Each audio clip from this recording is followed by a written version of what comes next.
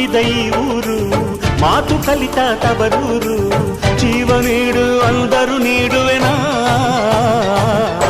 ಹೇರುಕ್ಕಮ್ಮ ನಮ್ಮ ಊರ ಊರಮ್ಮ, ಹೇರುಕ್ಕಮ್ಮ ನಮ್ಮ ಮಾತೆ ಮಾತಮ್ಮ.